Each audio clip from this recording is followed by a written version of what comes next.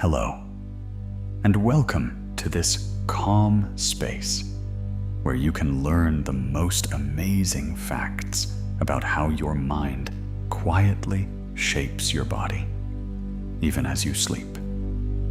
I'm so glad you found your way here tonight. Maybe today asked a lot of you. Maybe your thoughts are still moving a little faster than the rest of you.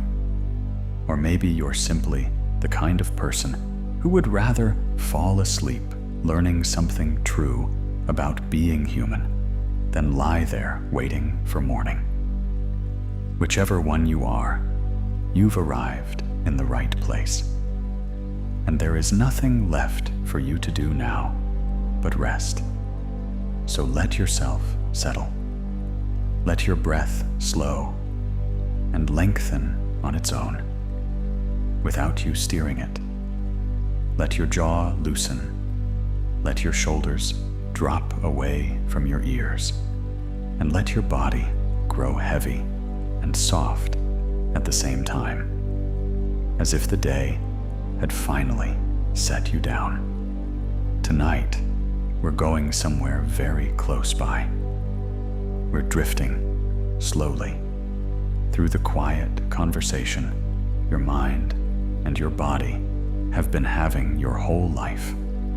A sugar pill that changes your pulse, a rhythm that steadies a trembling hand, a rubber hand that starts to feel like yours. None of it is magic, and none of it is imagination. It is simply what happens when a brain builds a body's experience from the inside. Nothing here will interrupt you. There are no sudden voices, no rising music, no moment where the sound leaps and pulls you back. It stays low and even all the way through, and it will keep you company until morning if you'd like it to. Stay as long as you wish. And if you'd like more nights like this one, a like or a gentle comment helps another sleepy soul find their way here, one at a time. No hurry. And now, let's drift off slowly into the strange and gentle place where thought becomes body. Let's begin with something gentle and true. What you expect changes what you perceive. Pour the same wine into 2 for-rent bottles, and people taste more in the expensive one. Tint a drink a deeper color, and it seems sweeter, though the recipe never changed. Your brain builds each moment by blending what arrives from the world with what it already believes is coming. When the belief is strong enough, it can quietly outvote the evidence, which is why a sound can appear only after someone names it, and why perception, with a little practice, can be taught to notice more. A pill with nothing in it can still change your heart rate, your breathing, your hormones. Tell someone a capsule is a stimulant, and their pulse may lift. Tell the same person it will settle them, and their breath may slow. Even plain saline has shifted blood pressure when it was described as something powerful. Some of this is learning, the same way your mouth waters before a familiar meal. If your body has spent years learning that clinics mean care, it begins preparing before anything is given. Researchers call it the meaning response because the setting is part of the dose.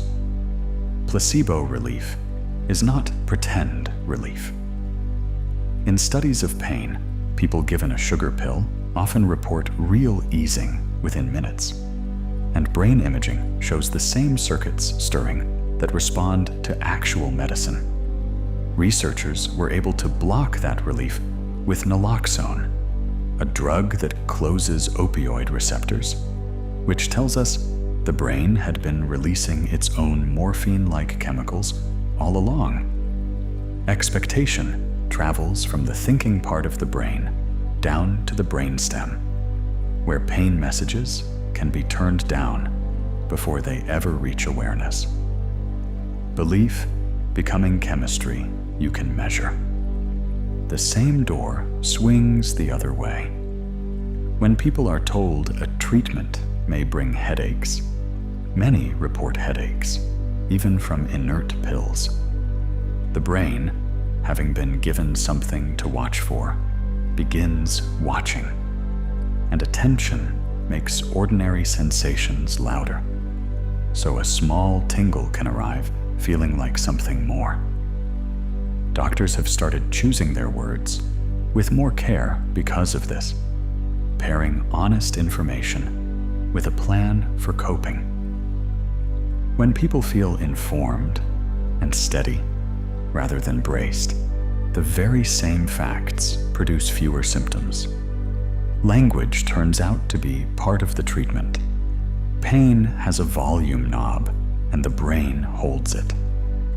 Two people with the same injury can suffer very differently, because pain is not a message delivered from the tissue. It is a decision the brain makes about the message. Deep in the brainstem, there is a network that can turn incoming signals down before they surface, and it listens to context: safety, attention, company, calm. It's why an injury in the middle of a crisis can wait and only speak up once the person is somewhere safe. Pain is real. The brain simply sets the gain. Your immune system listens to your thoughts in its way. Researchers have measured small rises in inflammatory markers after exams, after arguments, after nights without much sleep.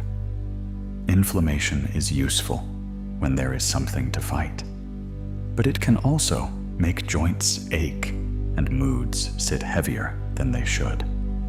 The brain speaks to immunity through hormones like cortisol and through the nerves themselves. And when the message never changes, the system can lose its rhythm. The kind part is that the reverse is also true. Rest, company, and calm send a different message, and the body stands down. Your breath is one of the few systems you can steer directly, and it answers quickly. When you lengthen an exhale, sensors in the lungs pass a message along the vagus nerve, that long, wandering cable linking brain, heart, and gut. And the body begins to settle. The heart can slow. Heart rate variability often rises. A pattern linked with resilience, like a suspension system absorbing bumps in the road.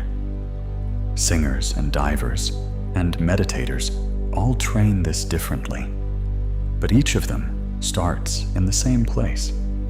One slow exhale, and the body has already begun listening. Meditation looks like rest, but the brain treats it as training.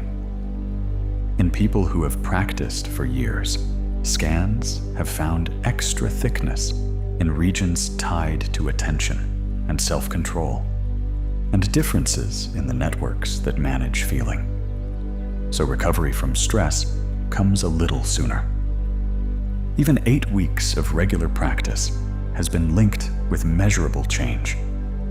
This is neuroplasticity, the ordinary way a brain remodels itself around whatever it does often. Nothing mystical, more like strengthening a muscle you rarely visit. Until one day, there is a small gap between an impulse and your response. Hypnosis changes how pain is handled, not just how it's described. The stimulus on the skin stays exactly the same, and yet people report the sensation as distant or dull, or simply not very important. Imaging shows the shift happening in regions that manage attention and meaning rather than raw sensation, as though the mind had relabeled the experience and the brain agreed. It isn't control of one person by another. It works as cooperation, a kind of guided absorption, closer to how you disappear into a film. Attention turns out to be strong medicine. Your body answers an imagined situation with the same tools it uses for a real one. Think about a difficult conversation, and your palms may dampen before you've stood up. Watch a tense scene in a film, and your heart lifts as though you might need to move. The brain's alarm system cannot always tell the difference between a memory, a prediction, and the present moment, so it prepares anyway. That's useful when something real is happening. The gentle reversal is that imagination works in the other direction too. Rehearse a feared thing safely, often enough, and the alarm quiets on its own. The body often reacts before the sentence in your head is finished. A passing thought of pressure or urgency can tighten the jaw, the shoulders, the stomach, the hands, in a fraction of a second, because motor pathways receive the message and prepare for action even when no action is needed. Many people carry this quiet bracing all day without noticing, until tiredness or an ache finally mentions it. And the loop runs both ways. Tight muscles report back, and the thought keeps feeling urgent, which is why softening the body so often softens the thought. Breathlessness is usually not about oxygen. The brain watches carbon dioxide to decide how urgently you need to breathe. And when that sensitivity rises, small, ordinary changes can set off a large feeling. Breathing faster seems like the answer, but it drops carbon dioxide quickly and brings its own lightheadedness. A slow, steady exhale does something different. It settles the rhythm and lets the brainstem know the situation is manageable. With practice, sensations that once felt urgent begin to feel tolerable. Not forced calm, just a nervous system slowly learning that its own signals are safe. Biofeedback makes an invisible thing visible and then trainable. A small sensor reads the temperature of a fingertip, which reflects the blood flowing near the skin, and stress narrows those vessels, cooling the fingers without anyone noticing. When people watch that number in real time, they start to learn which thoughts and which kinds of attention make it fall, and which make it rise. Many can eventually warm their own hands on purpose. Once the pathway is learned, the sensor becomes unnecessary. The body remembers it. Something we call automatic turns out to have been listening the whole time. Athletes get stronger, rehearsing movements they never make. When a lifter vividly imagines a lift, much of the same machinery lights up as during the real thing. The timing, the sequencing, the order of recruitment, without the muscle ever contracting. Studies have found measurable gains from imagery alone, especially alongside real training. And it helps hold a skill together during injury when practice isn't possible. The strength doesn't come from new fiber. It comes from a clearer conversation between brain and muscle. And when the movement finally arrives, it feels oddly familiar. After losing a limb, many people still feel it. Fingers that are no longer there may itch or clench or ache. The brain keeps a map of the body, and that map does not update the moment the body changes. Signals from neighboring regions can wander into the old territory and light it up. It taught pain science something important, that pain is not a report from tissue, but an interpretation built by the brain, which also carries quiet hope. If the brain can produce pain without injury, it can also be helped to let it go. Mirror therapy uses sight to redraw that map. A mirror is placed so the reflection of the remaining limb appears where the missing one would be. And when the person moves, the brain sees two limbs moving together.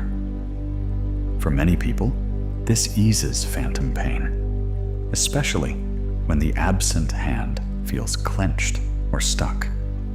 The brain expects its movement commands to be met with matching feedback. And when that confirmation arrives, even as a reflection, the alarm can settle.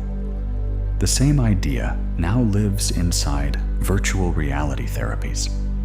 What the brain wants, it seems, is agreement between its senses. Long stretches of stress leave marks in the hippocampus, the region most involved in memory and emotional balance. Cortisol is built for short emergencies. When it never really switches off, it can interfere with the growth of cells and connections in sensitive places. Animal studies show less branching and fewer new neurons. And human research links long-term stress with differences in hippocampal volume and in memory. It helps explain why a hard season makes thinking feel foggy. And the encouraging half is plasticity. With sleep, movement, support, and time, the brain adapts back. Kind touch speaks to the nervous system in a language it already knows. In studies of stress and pain, people who receive comforting contact often show lower cortisol and report less discomfort when the touch is wanted and trusted. There are specialized fibers in the skin tuned to slow, gentle contact, and they connect toward the emotional centers of the brain, which may be why certain kinds of touch feel so settling. In hospitals, something as simple as a held hand has been linked with easier tolerance of procedures. Connection is not abstract. It's a signal the body reads. Laughter changes the body in several places at once. Breathing becomes rhythmic. Facial muscles let go. Stress hormones may drift down. And shared laughter has been linked with the release of endorphins, the chemicals involved in bonding and in buffering pain.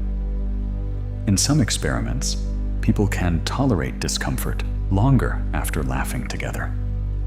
Part of it is attention simply turning outward, away from monitoring the body.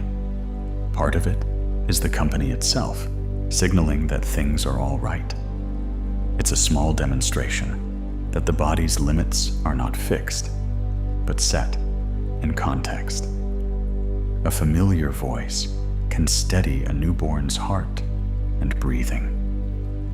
Infants cannot yet regulate their own nervous systems, so they borrow ours.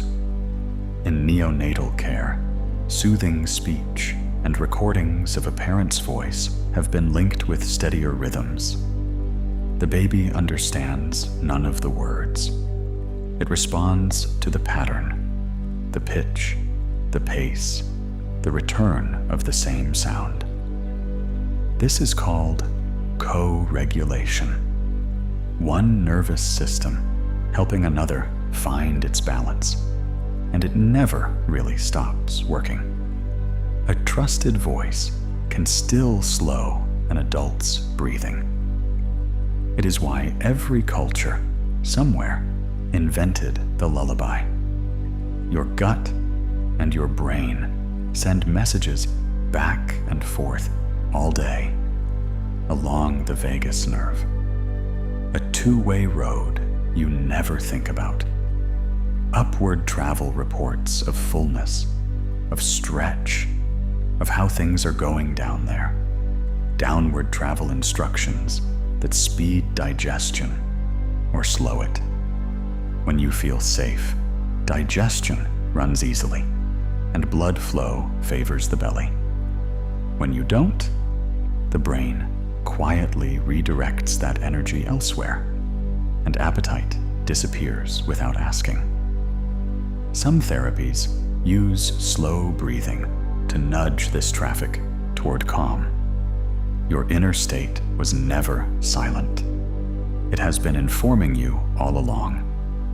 Butterflies are real, and they have their own nervous system. Your intestines hold a dense web of nerve cells that coordinate digestion locally, sensing stretch, sensing chemistry, adjusting the slow muscular waves that move things along, all without instruction from above.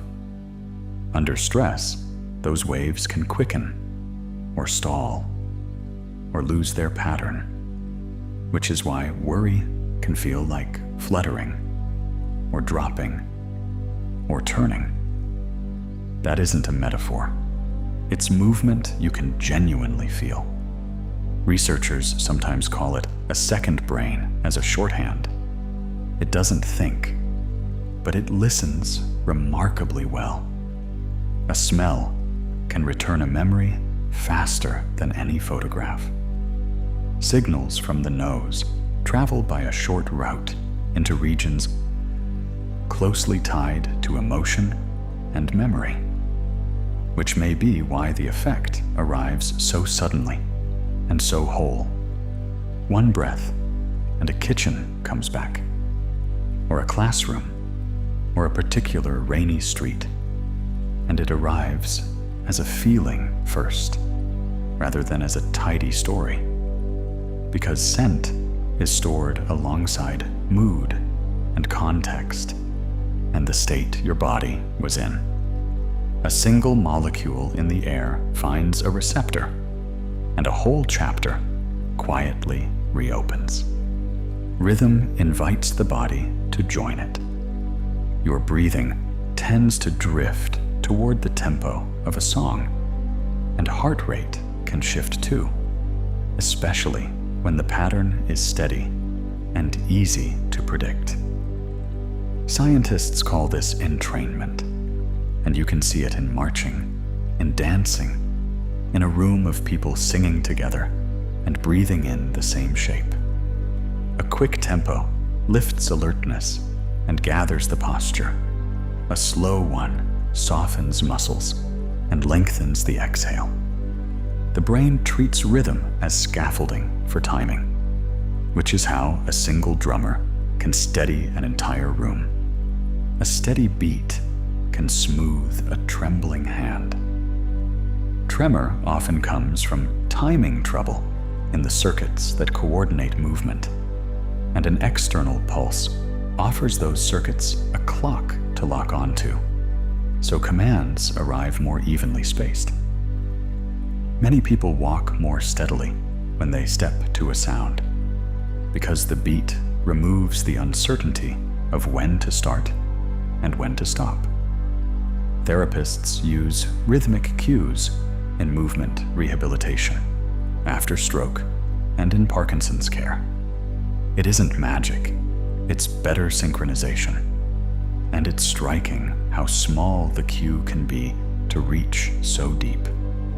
Your brain does not wait for the world. it drafts it first. From past experience and present context, it predicts what you are about to feel, then compares what arrives against the draft. When they match closely, you feel smooth continuity and never notice the machinery. When they don't, you feel surprise, and the model quietly updates. It's why you can mishear a lyric until the moment someone tells you the words, and then never hear it wrongly again. Reality is still real. Your experience of it is a best fit, built fresh each moment. Motion sickness is a disagreement between your senses. The inner ear reports movement through fluid and tiny sensors. The eyes report movement through the flow of scenery. Muscles and joints report pressure and balance. On a boat, the ear feels rolling, while the eyes see a perfectly still cabin, and the brain cannot assemble one consistent account from the three. It treats that mismatch as something worth responding to, and the stomach is often first to answer. Looking out at the horizon usually helps, because it lets the stories agree again. Coherence matters more than we realize. Optical illusions aren't failures of the eye. They're habits of the brain. To interpret light and shadow and distance quickly, perception leans on shortcuts that are almost always right.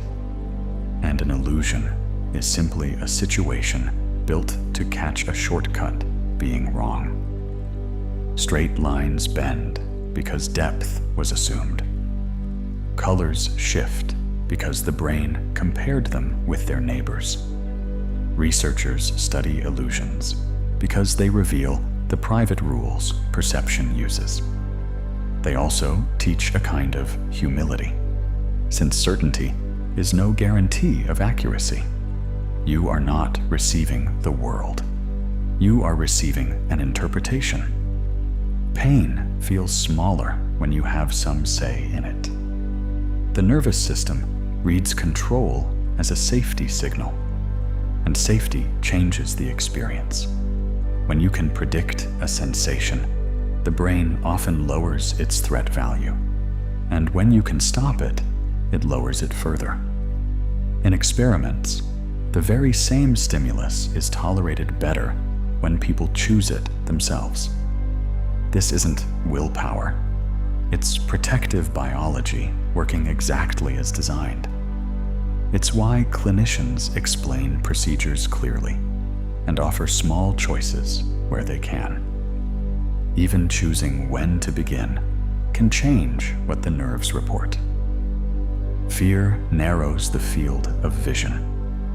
Attention gathers into a tunnel aimed at whatever it has decided matters, and details at the edges become harder to notice even with the eyes wide open. The body is preparing to act, and broad scanning is not a priority. In genuine emergencies, that focus helps. In an anxious meeting or a crowded room, it mostly makes the world feel smaller than it is. People are often surprised afterward by what was in plain sight. And when the feeling eases, vision seems to widen again, like a room expanding. Narrow attention narrows options. Widen it, and choices return.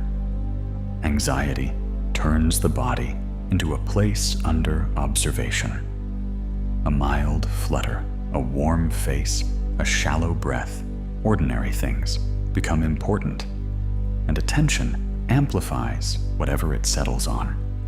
The brain then looks for an explanation, often reaching for the worst one available, and that interpretation raises hormones and tightens muscles, producing more sensations to notice.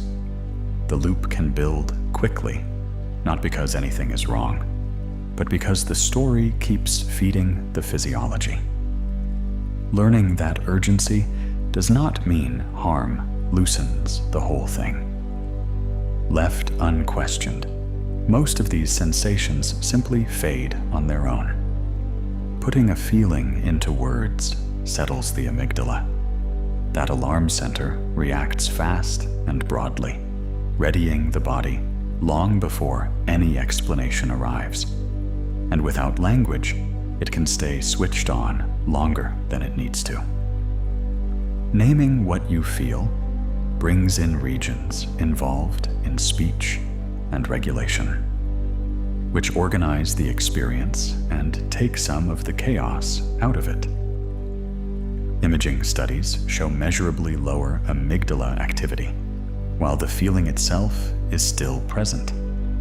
It doesn't remove the emotion. It makes it something with edges, and it creates a small pause, which is often all that's needed. Stress is a surge of readiness, and what you call it matters. The heart lifts, attention sharpens, the brain shifts toward speed. And if all of that is labeled as harm, worry begins competing with focus and performance suffers. When the same sensations are read as preparation, the body's work can be used rather than fought. Research finds that people taught this reframe often do better under pressure, even though their physiology looks much the same. Speakers and performers lean on it constantly. The discomfort stays. Only its meaning changes, and the meaning is what the brain acts on. A single sigh can reset the whole rhythm. The physiological sigh is 2 quick inhales, followed by 1 long, slow exhale, and it reopens the tiny air spaces in the lungs that collapse during shallow breathing. The extended exhale switches on the calming pathways. Muscles soften, and the brain receives word that whatever it was preparing for has passed. Most people do this on their own after something difficult, without ever deciding to. Done on purpose, it can interrupt a rising feeling before it takes hold. And it needs no belief to work, because breath connects straight to the brainstem. Blushing is a thought made visible in the skin. Blood vessels in the face widen quickly in response to social feeling, and heat rises in the cheeks or ears within seconds, entirely outside conscious control. Trying to stop it usually makes it stronger. Some researchers suspect it evolved as a signal, a way of showing others that you recognize a misstep and care about it. Even remembering an awkward moment can bring the same flush. The body is responding to meaning rather than to temperature, which is what makes it such a strange and human thing. The face is dense with small blood vessels that answer nerve signals immediately, and during embarrassment, the autonomic system opens them across the cheeks and ears. Warmth arrives before you have finished naming what you feel. That's how quickly social judgment becomes physical experience. Some people flush easily, and others almost never. But the mechanism underneath is shared. In a group, the visible color can even do useful work, quietly signaling that you know the rules and mind them. Uncomfortable, certainly. Also, a small piece of evidence for how deeply we are tuned to each other. A sudden sound makes you jump before you know why. That reaction travels through fast brainstem pathways built for immediate protection. Eyes blink, shoulders rise, muscles brace, all within a fraction of a second. Awareness arrives afterward, asking questions about a movement that is already finished. The reflex favors speed over accuracy, because hesitation once cost more than a false alarm did, and it runs stronger when we're already alert. Researchers study it to understand vigilance. It's a vivid reminder that much of what we do is managed below awareness, with the thinking mind narrating slightly late. Every heartbeat sends a small report to the brain about the state of things inside. During emotional moments, those reports blend with what you're seeing and hearing into a single experience. And research suggests certain cues can feel more intense at particular phases of the heartbeat. A quick pulse can make a situation feel nearer than it is, which is part of why feelings run sharper after too much coffee, or illness, or a short night. When the rhythm steadies, the same moment often feels less urgent. This inner sensing is called interoception. Feeling is perception plus pulse. Because of that, people can misread their own emotions when their pulse is altered. The brain uses the body as evidence. If the heart is quick, it looks for a reason, and it usually finds one. In experiments, people judge situations as more intense when their heart rate is elevated, not through any mistake of character, but because internal feedback is shaping the interpretation. It happens after exercise, after a fever, after strong coffee. The body moves first, and the mind writes a matching explanation. Knowing this softens a great deal, because a fast pulse is often just a fast pulse. Hunger changes how faces look. When energy runs low, the brain grows more sensitive to friction and threat, and a neutral expression can read as impatience or dismissal.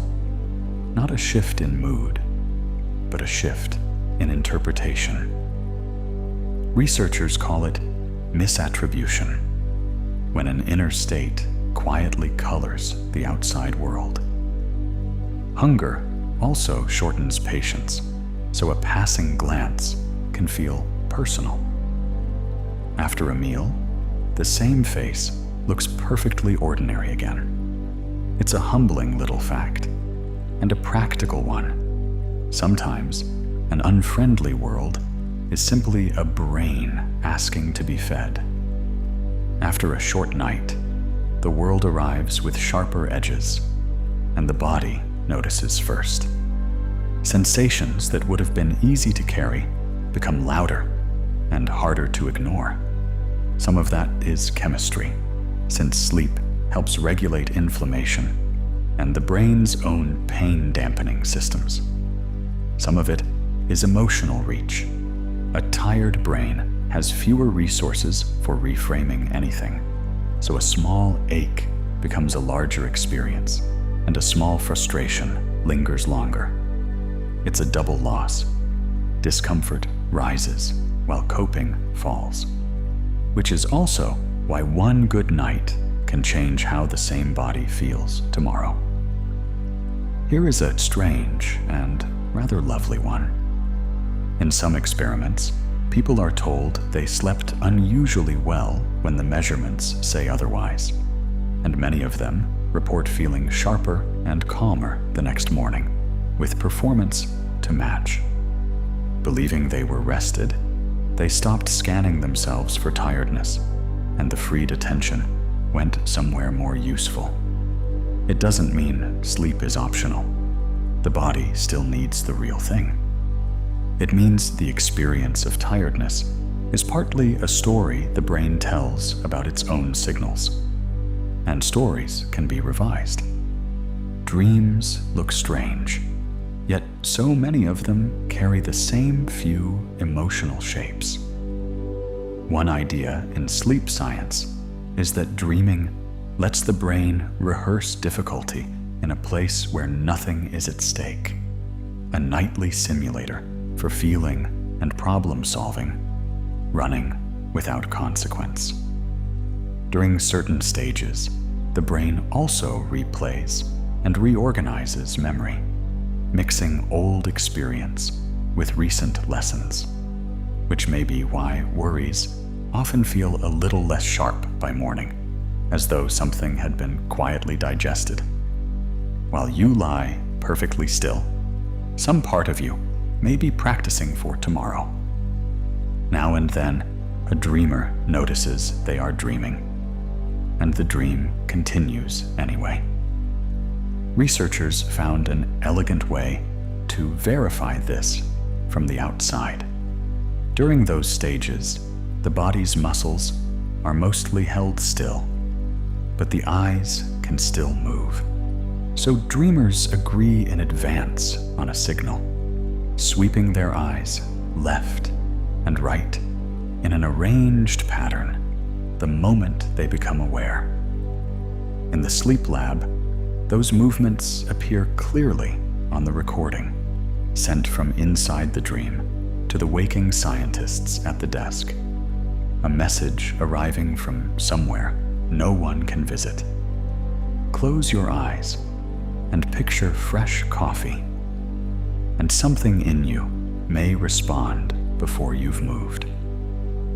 Many people can summon a scent vividly enough that it feels almost present. And brain studies suggest that imagining a smell stirs some of the same regions involved in smelling one. The signal is fainter than the real thing, but it is genuinely there, which is part of why memory can feel physical. Perfumers and cooks train this deliberately, building an inner library they can move around in. Imagination turns out to be less like pretending and more like quiet activation. Pupils widen in darkness and narrow in brightness without asking permission. And yet, in some studies, simply imagining a bright scene produces a small narrowing, as though the brain were preparing the eyes for a light that isn't there. The change is subtle, but its meaning isn't. Mental imagery can reach into systems we think of as purely automatic. People with vivid inner pictures tend to show it more strongly than others. Either way, it suggests that when you imagine sunlight on snow, some part of your body partly believes you. Many athletes train their breathing as carefully as their legs. Breathing through the nose adds a gentle resistance, which encourages slower, deeper breaths and steadier carbon dioxide levels. And over time, that can make a given effort feel less breathless. The nose also warms and humidifies the air, which helps in cold or dry conditions. Some programs use nasal breathing simply to keep intensity honest, since it makes a frantic pace difficult to sustain. It replaces nothing about conditioning. It just changes how the body manages the work. A small choice at the entrance of the airway, rippling inward. Carbon dioxide is not waste. It's the signal that drives the urge to breathe. Most people assume air hunger means they need more oxygen, when usually it means carbon dioxide is rising and the brain is objecting. Breath training gradually makes that objection quieter. Slow breathing, gentle pauses, paced exhalations, all teaching the brain that a rising level can be tolerated safely. Over time, the urge to gasp softens, and breathing stays smoother under effort. What's being trained isn't really the lungs, it's the interpretation. And a quieter alarm makes room for a calmer breath. Cold water is a shock, and the first instinct is to tense and resist. Yet people who swim regularly in it describe something different arriving with time, not because the water changed, but because their relationship to the sensation did. Attention can be pointed toward the steadiness of the breath, or the softening of the shoulders, or the plain edges of the feeling, rather than toward a story about how much longer this can be borne. The brain learns that cold is not harm, and stops amplifying it so urgently. Distress magnifies sensation. Less distress, less volume. Pain asks for attention, but attention can be spent elsewhere. In hard moments, people often find discomfort becomes more bearable when they're moving toward something that matters to them. A runner near the finish, a parent carrying a child, a climber reaching for a safer ledge. The brain is weighing cost against value, and value changes the sum.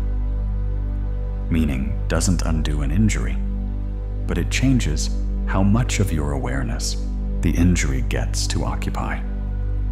It's one reason motivation shapes recovery. When the mind is anchored to a purpose, there's less room for pain to spread. A treatment that feels significant tends to work a little harder. When there's a machine, a procedure, a careful schedule, a ritual performed with attention, expectation rises, and higher expectation changes what the body watches for. Symptoms stop being monitored quite so closely. The defensive stance loosens, and discomfort loses some of its urgency. Some studies find that sham procedures outperform inert pills for exactly this reason. The ceremony is more convincing. This is not an argument for spectacle, and never for misleading anyone.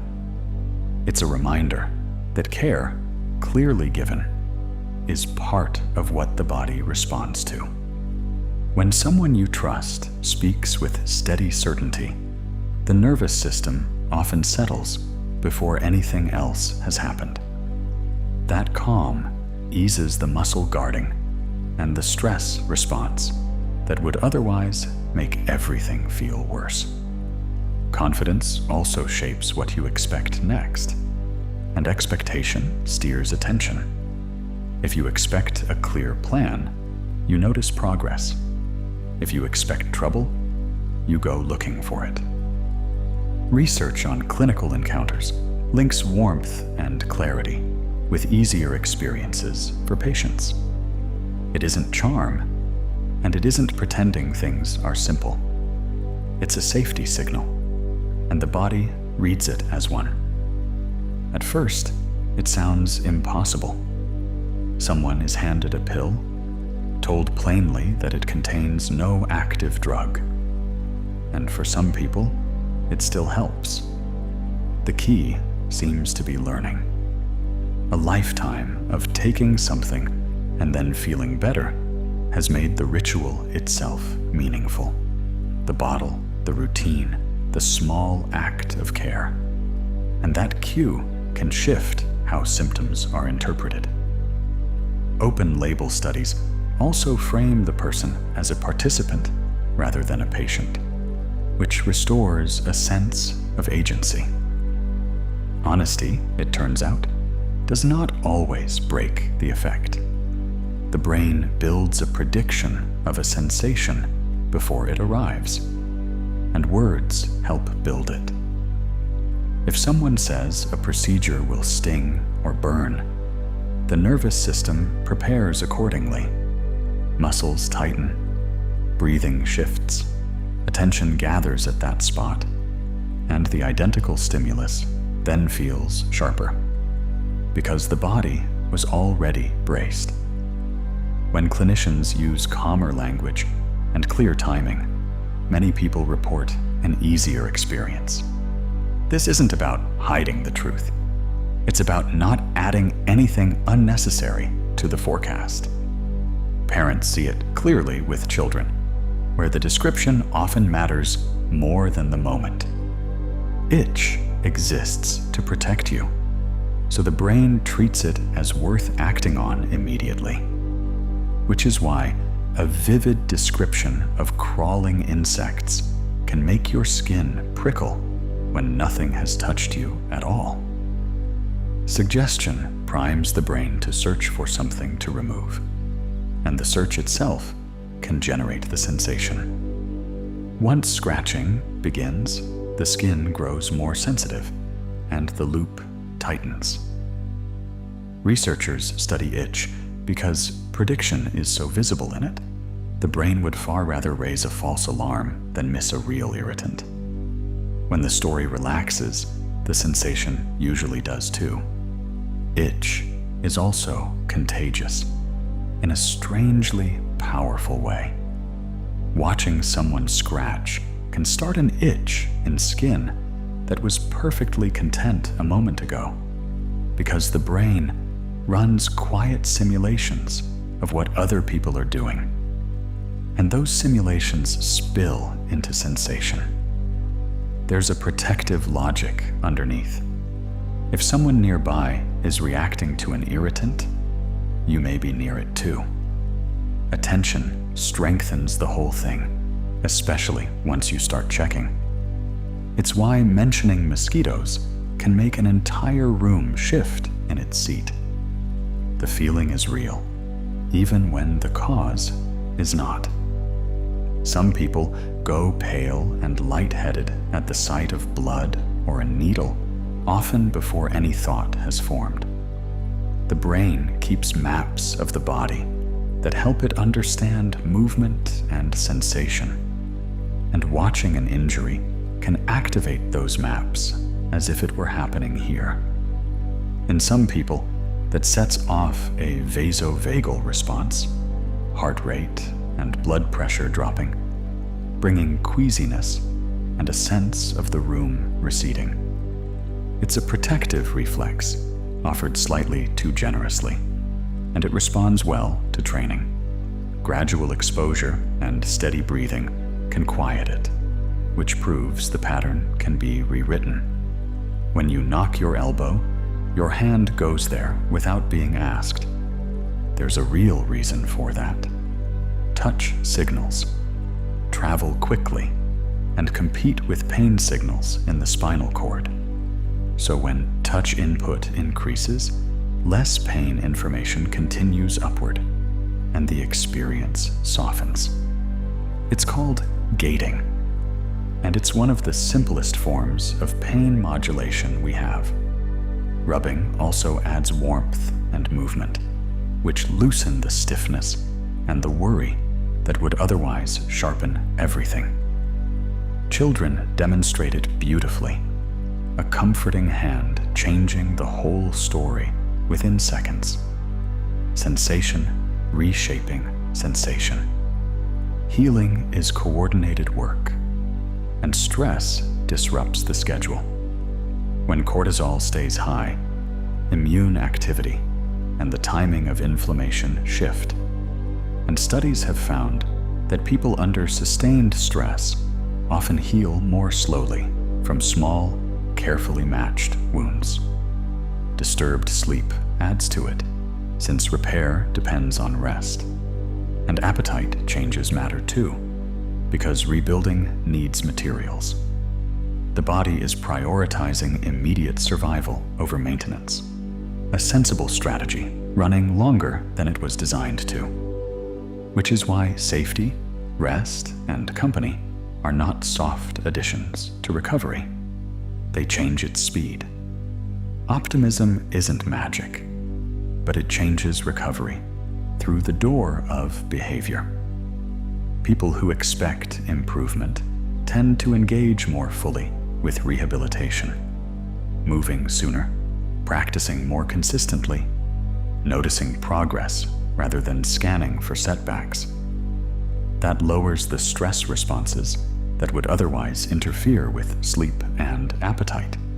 And better rest supports repair across every system. Hopefulness also quiets rumination, which is a reliable amplifier of pain and fatigue. Some studies link a hopeful outlook with better outcomes after certain procedures, though results vary. It isn't about blaming anyone who struggles. It's simply another lever. In an emergency, the body can open a reserve it otherwise keeps closed. Adrenaline moves out from the adrenal glands into the bloodstream, telling the heart to pump harder and the airways to widen, sending blood toward the large muscles and releasing fuel quickly. Pain steps into the background because movement matters more in that moment than comfort. It's why people sometimes run on an injured ankle or lift something they could not lift again. The state is brief, and it has a cost: trembling hands afterward, and a wave of tiredness once it passes. The moment you feel watched, the body starts making trade-offs. Saliva belongs to digestion, and digestion is not the priority. So the mouth goes dry, the tongue feels heavy, and speech suddenly needs more effort than usual. It isn't weakness. It's an old program, written for running and for confrontation, rather than for microphones and meeting rooms. Stage fright also tightens the throat, which changes the voice. Performers learn to work with it, warming up, sipping water, lengthening the exhale before they begin. Some even read the dryness as a sign the body is ready. Your heart doesn't beat in isolation. It listens to your breath. Inhaling nudges the pulse slightly faster, exhaling slightly slower, through reflexes that adjust from moment to moment. Paced breathing simply leans on that relationship, stretching the exhale and keeping the rhythm regular. And with practice, many people can bring their resting heart rate down a little during the exercise and feel calmer as the body follows the slower tempo. Singers use it, marksmen use it. It's also used in treating anxiety because it offers a simple handle. You don't begin with calm thoughts. You begin with timing. Goosebumps are usually a reflex, raised by cold or by strong feeling, as tiny muscles at the base of each hair contract. Most of us cannot produce them on purpose, yet a small number of people report doing exactly that, describing an inward focus and a summoned sensation that spreads over the neck, the arms, the scalp. Researchers have taken an interest because it suggests attention can reach into a system built to run without permission. The boundary between voluntary and automatic is not as firm as we assume. For a few minds, a shift of focus flips a switch most bodies keep closed. Balance is a negotiation between senses. The inner ear reports motion and orientation. The eyes report the horizon, and the muscles and joints report where everything is. Yoga puts that committee under gentle pressure with slow transitions, single leg postures, and movements of the head that change what the inner ear is saying. Practicing near the edge of a wobble teaches the brain to combine those inputs more efficiently. And many people become steadier, not only on the mat, but while walking and turning. Balance training isn't really strength. It's recalibration. The nervous system updating where it thinks you are.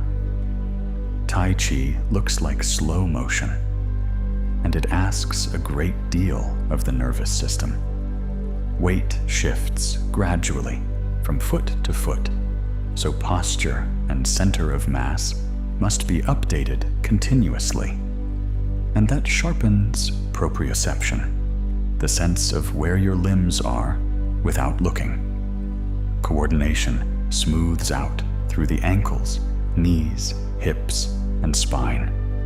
Older adults often benefit, partly through stronger stabilizers, and partly through better timing when balance is challenged, and studies link consistent practice with fewer falls. It also teaches relaxed readiness. Rather than stiffening, you learn to yield, and yielding is what prevents stumbles. Your brain keeps a living map of your body, including how each finger feels touch, and that map is not fixed. Use certain fingers repeatedly for skilled work, and the brain devotes more processing space to them, which is why careful practice makes touch feel more precise over time. Musicians and surgeons and craftspeople often develop remarkably fine fingertip awareness because their brains have learned that those signals matter. Training can measurably improve the ability to tell two close touches apart. And when a hand goes unused after injury, the map blurs until practice sharpens it again. A violinist's left hand must land in exactly the right place, thousands of times, for years. The brain adapts to that demand. Studies using imaging and sensory testing have found differences in how the left hand is represented in the somatosensory cortex of skilled string players, with more territory given to the fingers doing the finest work. This isn't a vague claim about talent. It's a physical change in representation, linked to how the instrument is practiced. Repetition tells the brain these signals are important, and the map answers. Practice writing itself slowly into neural real estate. London taxi drivers spend years learning an immense web of streets, landmarks, and routes, building a mental model of the city flexible enough to use under pressure. Research on licensed drivers has reported differences in a hippocampal region associated with spatial memory and navigation. It isn't about general intelligence. It's about repeated demand on one particular system. Navigation means linking places and sequences and choices while continuously updating your position, done every day for years. The brain adapts the machinery that does the work. A city, learned deeply enough, leaves its shape on the person learning it. White matter is the wiring, the long, insulated fibers that let distant regions of the brain talk to each other quickly and reliably. When you learn a skill, it isn't only neurons firing in new patterns. The connections that coordinate those patterns can improve as well. Studies of training have linked practice with changes in white matter properties, suggesting faster or more efficient communication. It helps explain why something starts clumsy and slowly becomes smooth. The brain isn't only storing what you learned, it's improving the roads the information travels on, so it arrives at the right time. A habit is a small script that begins before you notice the first line. A cue appears, a certain chair, a certain hour, a buzzing phone, and the brain predicts a reward, then nudges you toward whatever usually delivers it. The reward might be comfort, or relief, or simply the end of boredom. Repeated often enough, the loop becomes efficient, which is another word for automatic, which is why a hand reaches for a snack while you're still deciding whether you're hungry. Research finds that changing the cue or the reward works better than resisting the routine. Old habits don't get erased. They fade the way a path fades when no one walks it. Each time you repeat a new routine, the brain strengthens that newer route and leans on it a little more, while the older one still exists, simply losing priority as it stops paying off. That's why difficult days can pull you back toward what is most familiar and fast. The useful trick is repetition during the calm stretches, since calm repetition is what builds a default. People expect change to feel dramatic. Usually it feels boring, which is exactly right. Motivation comes and goes. A plan stays where you left it. Instead of deciding to exercise more, you decide that on Tuesday at 7, you will walk for 20 minutes. And the brain appreciates this, because the decision has already been made when the moment arrives. Researchers call these implementation intentions, and they've been found to improve follow-through across all kinds of goals, from studying to taking medication.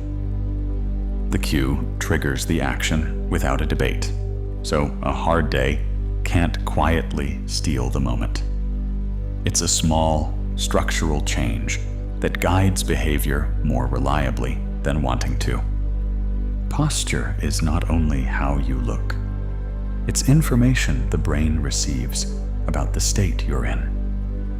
Standing tall with the chest open and the breath free tends to be read as readiness, while folding inward can be read as something closer to retreat. And that reading can change your voice, your gaze, even your willingness to begin. Studies on posture and emotion have given mixed results, so the effect is probably modest. Yet many people notice it in daily life. Straightening also interrupts rumination by lifting the body out of a protective curl. Your face is not only an output of feeling, it's an input as well. When you smile, muscles around the mouth and eyes send signals back about what the body is doing. And those signals can nudge the emotional circuits toward something lighter, particularly when the feeling was mild to begin with.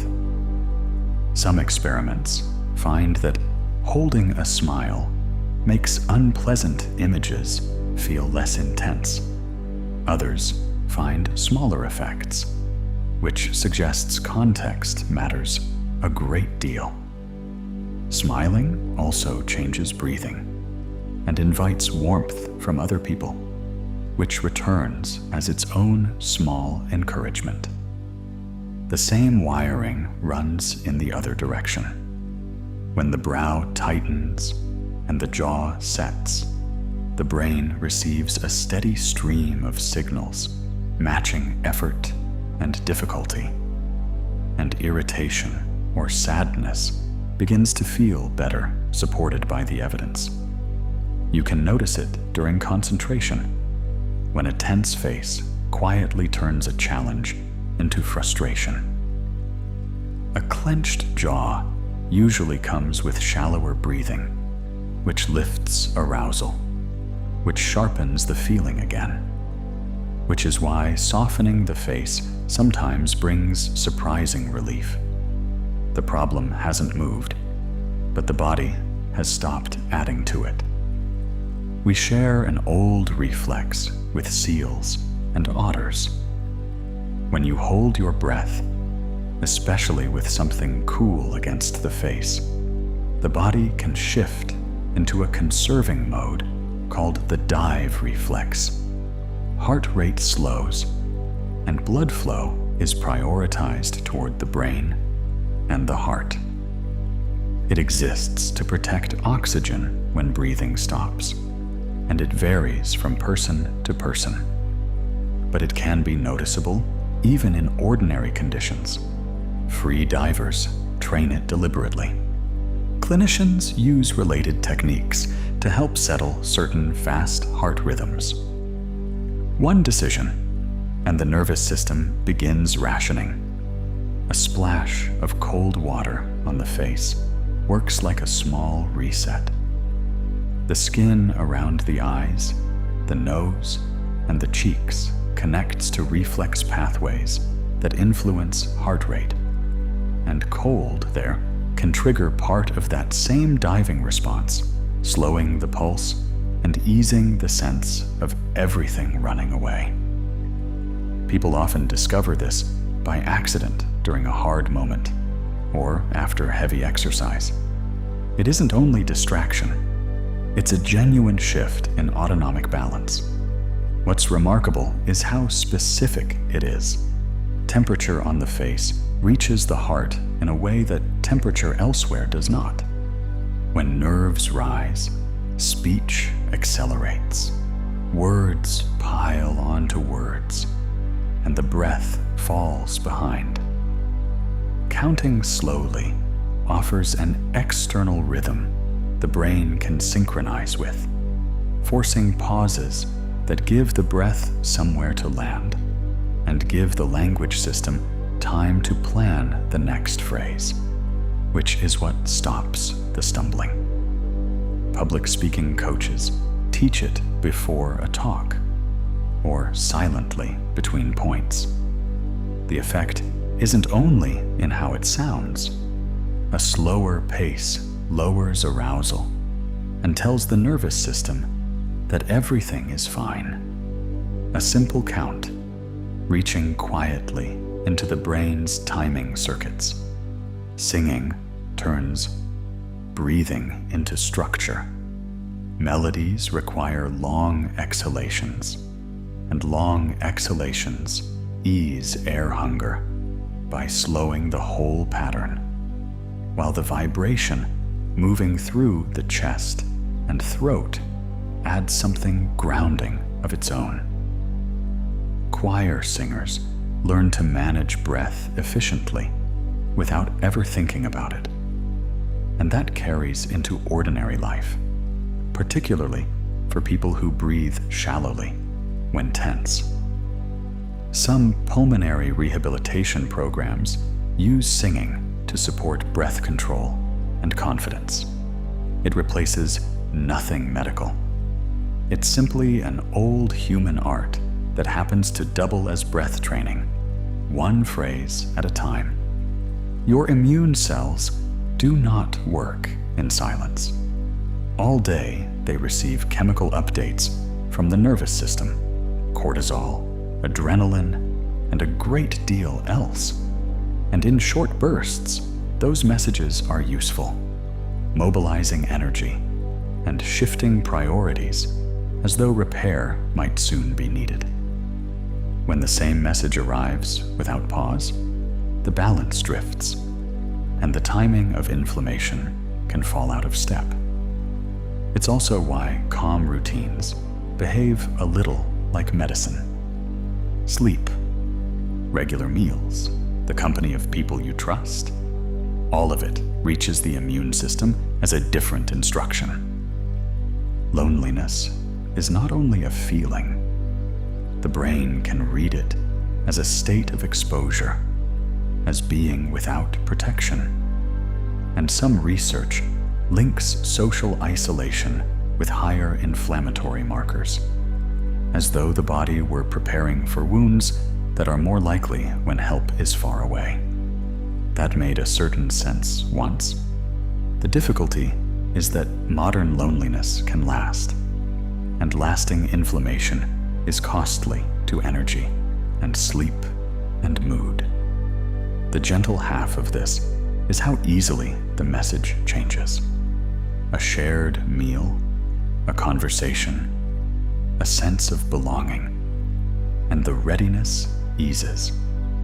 Compassion can be trained like any other skill. In compassion practices, people rehearse caring attention and the wish to ease suffering, beginning with themselves and widening outward. Imaging studies suggest this changes how people respond to distress in others. Less overwhelm, more steady engagement, which matters because feeling with someone without any regulation wears a person out. Compassion adds warmth and stability, so it becomes possible to stay present. There's a physical side too. It eases the stress responses that would otherwise shorten the breath. Caring, practiced often, becomes a state the nervous system can find. Gratitude journaling works by changing what the brain reviews at bedtime. Instead of replaying what went wrong and what remains unfinished, you practice noticing what went well and what felt supportive. And that shift lowers rumination, which is one of the most reliable thieves of sleep. Some studies link the practice with better sleep quality and fewer wakings, though results vary and nothing is guaranteed. The mechanism is plausible enough. A calmer mind means lower arousal, and lower arousal supports deeper rest. It isn't about pretending life is simple. It's about pointing attention toward what is steady.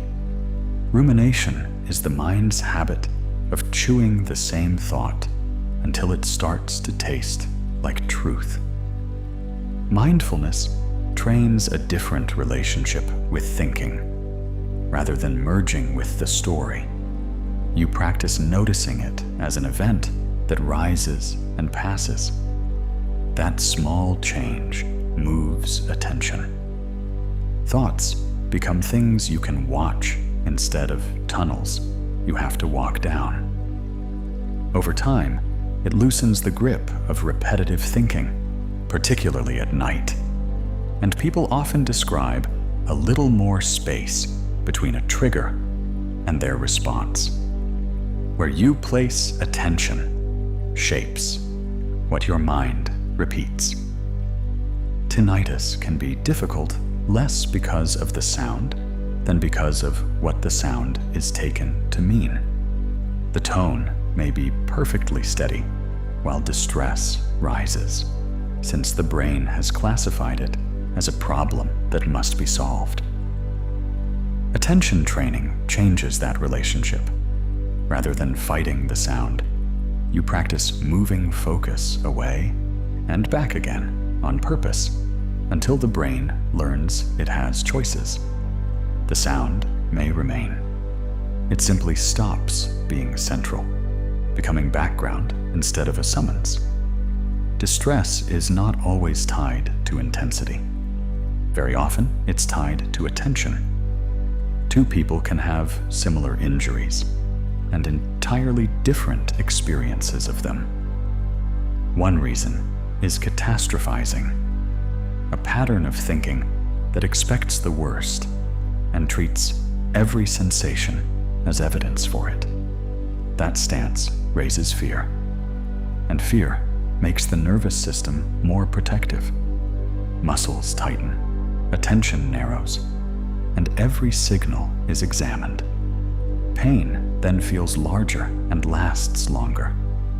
Clinicians pay attention to this because it predicts how much a condition will limit someone, and it is changeable through education, therapy, and graded movement, which teach the brain that sensation and harm are not the same thing. Sometimes the injury has healed and the pain remains.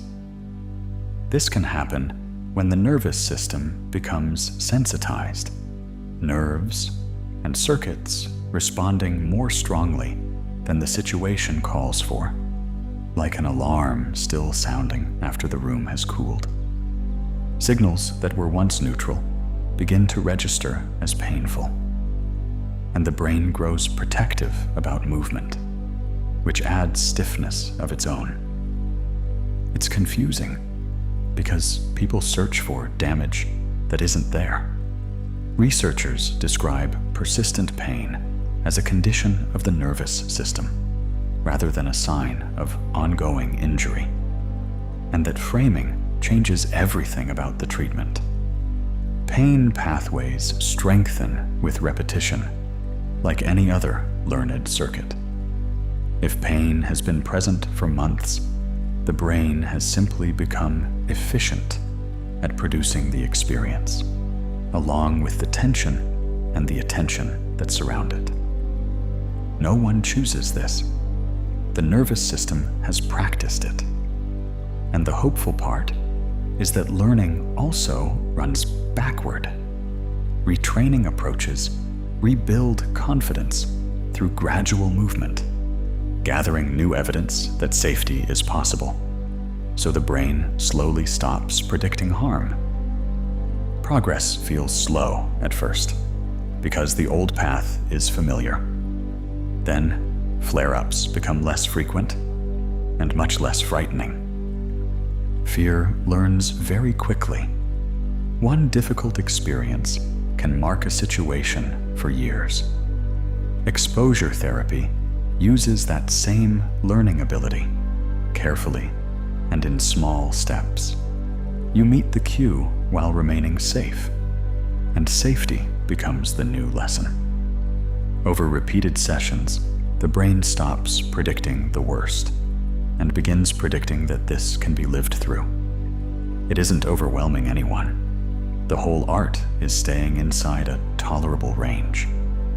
The goal isn't a life without fear, only a quieter false alarm, so that life can be larger. Repetition teaches safety the same way repetition once taught fear. For a long time, the runner's high was spoken about as something mysterious. The picture now is clearer and, in its way, more satisfying. Sustained movement releases endorphins, which soften pain perception, and endocannabinoids, which can cross into the brain and lift mood directly. Together, they produce that steady, warm, unhurried clarity people describe. Nothing frantic about it, often closer to quiet.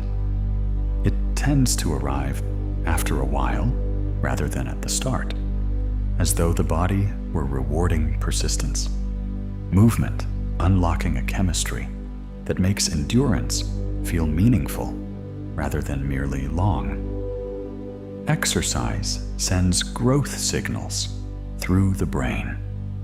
The most studied is brain-derived neurotrophic factor, which supports the health of neurons and the connections between them. And when it rises, brain cells become more adaptable. Researchers link this with improvements in mood, focus, and tolerance for stress. And it helps explain why regular movement eases symptoms of low mood and anxiety for many people. Blood flow improves too, delivering oxygen and nutrients more efficiently. Together, it makes a more flexible environment upstairs. Thoughts feel less stuck, and feelings recover a little faster after a hard day. A walk among trees is not the same as a walk along a busy street, and imaging studies suggest there's a real reason. Time in natural settings is associated with reduced activity in the regions linked to repetitive, self-focused thinking, the kind that keeps a worry alive by replaying it. Nature seems to interrupt that loop.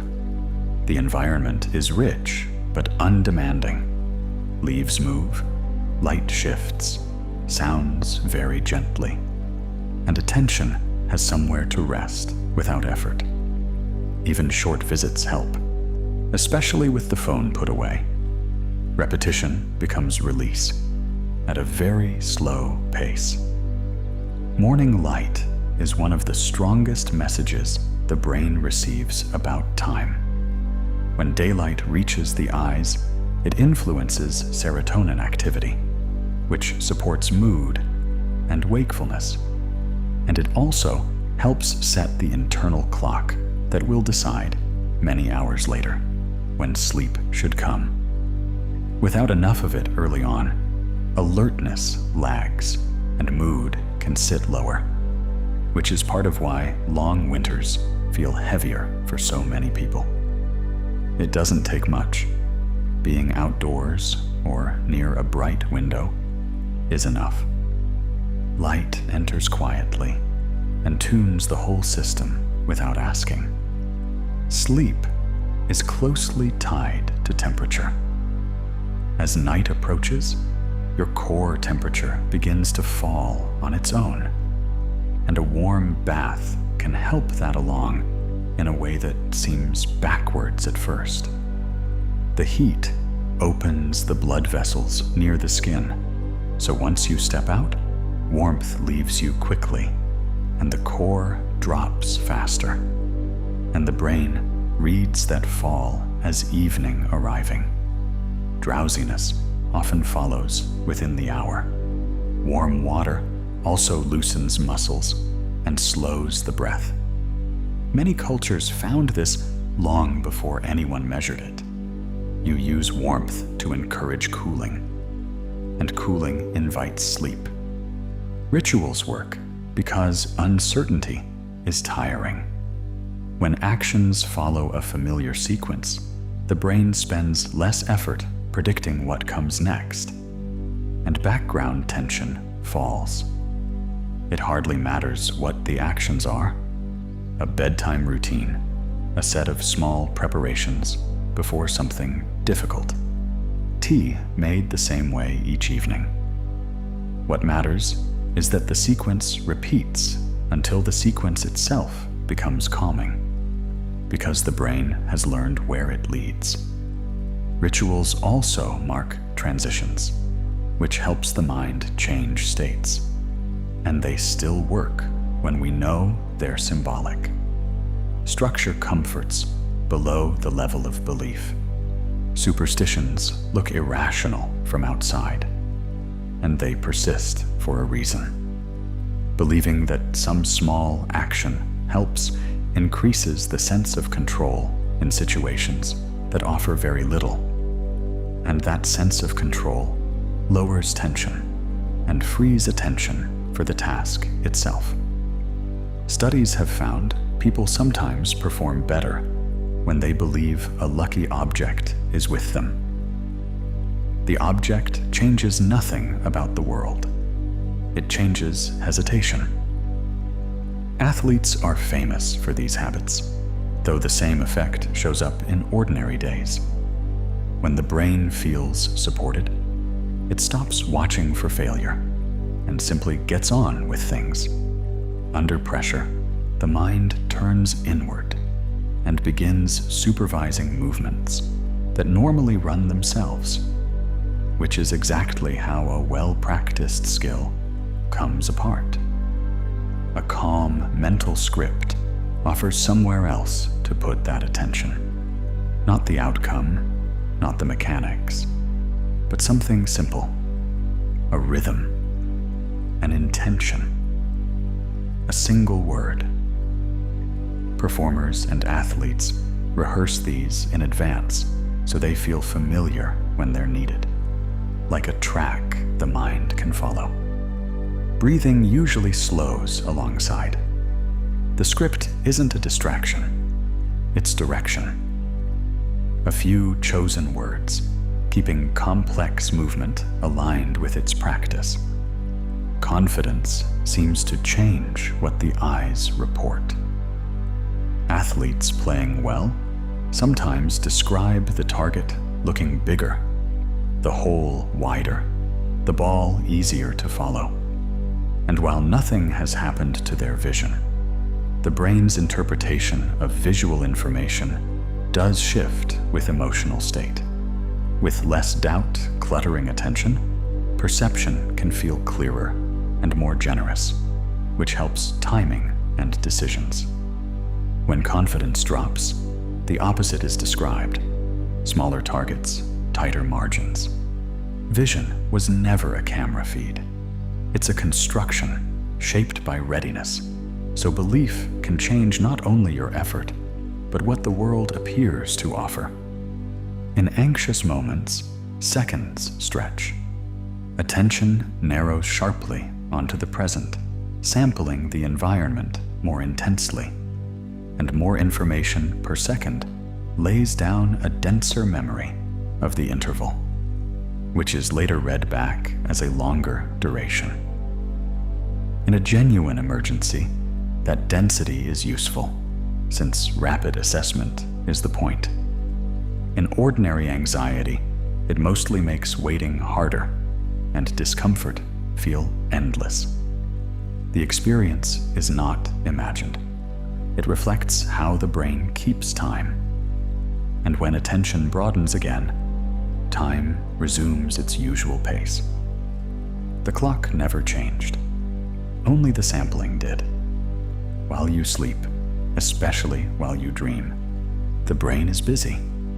Stories unfold, feelings rise, movement is imagined in detail, and yet the body stays almost entirely still. That stillness is not passive. During dreaming sleep, the brainstem sends an active signal down to the spinal cord, quieting the messages that would otherwise reach the muscles, so the dream can go anywhere it likes without you following it. In the rare cases where this system falters, people do move. Each night, imagination and restraint work together quietly. Your brain knows you're dreaming, even when you don't. Parkinson's disease shows how closely movement and motivation are woven together. The condition involves changes in dopamine, a chemical usually associated with reward and wanting. And as levels fall, people find not only that movement is less smooth, but that beginning it at all becomes difficult. Things that were once automatic take effort to start. This is not a shortage of will. It's chemistry reshaping how intention turns into action. And in moments of urgency or strong feeling, some people move fluidly again, which shows the capability is still there. Effort was never purely mental. A rubber hand is placed where your hand would be, and your own is hidden from view. Both are stroked at the same time, in the same rhythm. And after a while, many people begin to feel that the rubber hand is theirs, enough that they flinch if it's moved suddenly. The brain decides what belongs to you by combining sight and touch and timing. And when those line up, it accepts the object as part of the self. Usually, this works flawlessly and invisibly. The illusion just shows how gently the boundary is drawn. Severe burn pain is among the hardest to treat, and virtual reality has turned out to be a surprising ally. When people enter an immersive world during a painful procedure, often a cool, snowy landscape, chosen deliberately, many report substantially less pain. It isn't simple distraction. Imaging suggests attention and emotion circuits are genuinely redirected, and pain pathways grow quieter when the brain is fully occupied elsewhere. Some hospitals now use it alongside medication. Pain, it turns out, is partly a matter of what the brain has decided to prioritize, and attention can be spent. over long efforts, tiredness is not only muscular. The brain is continuously assessing whether the effort is still worth continuing. And a clear purpose changes that assessment. Athletes often say the work feels lighter when it's tied to something meaningful. Finishing for someone else, reaching a milestone that matters. Studies suggest purpose alters how effort signals are processed, lowering perceived strain at the same physical workload.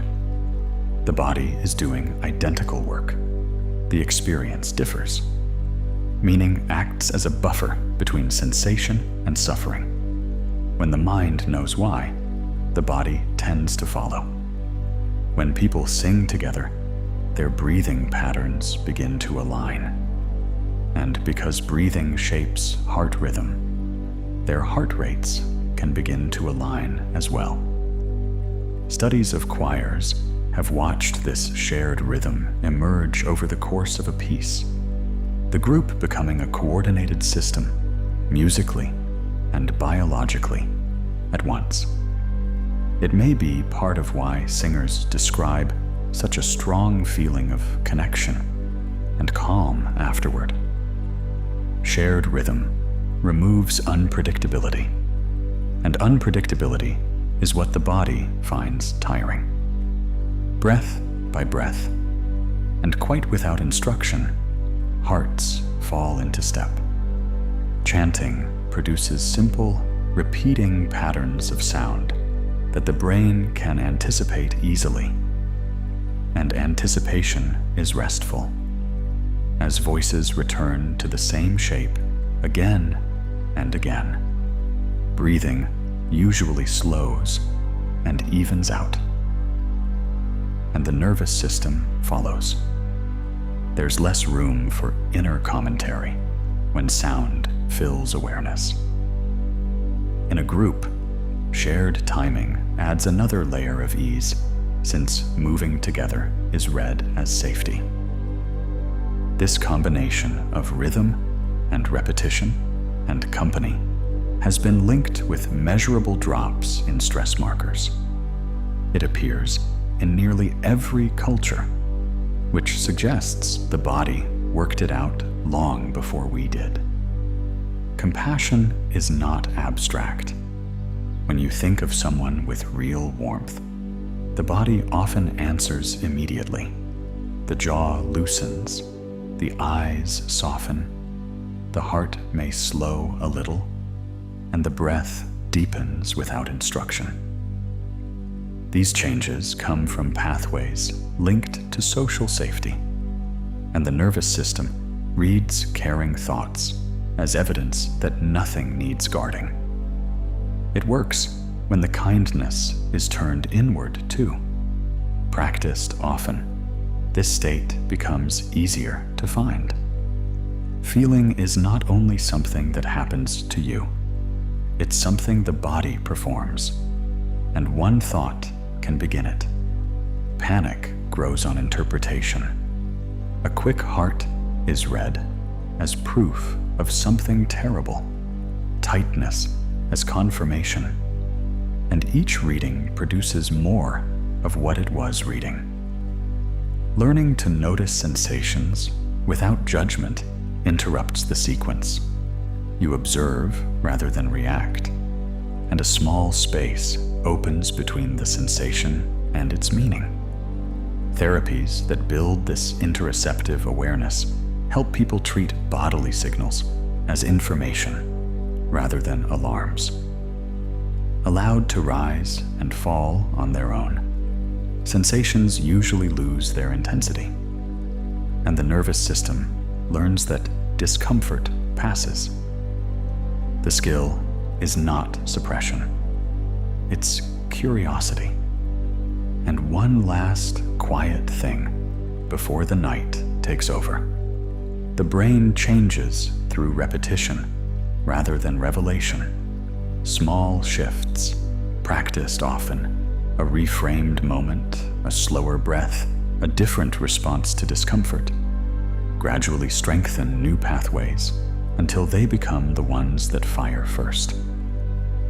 Imaging studies find changes linked to consistent mental training, even when each session is brief.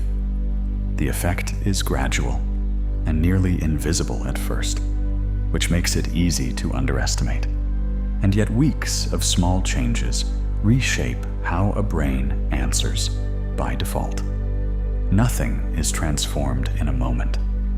It's simply sculpted, quietly, by what you do most days.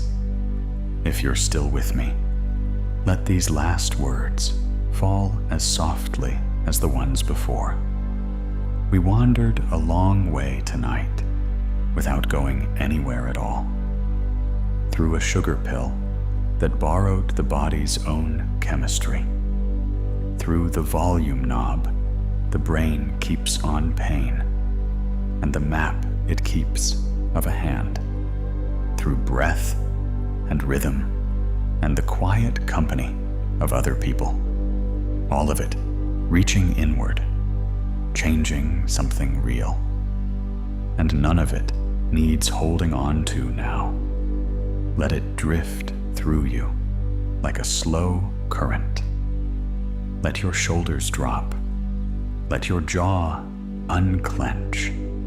Feel gravity doing the last of the work, settling you into whatever is holding you up. If a thought arrives, let it pass by like footsteps in a hallway somewhere. Noticed, then gone. If you drifted off long before this, somewhere among the placebos, or the dreams, or the singing, then that is exactly as it should be. That was always the point. There are no interruptions ahead. The sound will stay soft and even, and it will keep you company until morning if you'd like it to. Stay as long as you wish. Come back another night, and we'll wander somewhere new, just as slowly. For now, let your breath settle. Let your mind loosen its grip, and let yourself drift gently the rest of the way into sleep. Good night.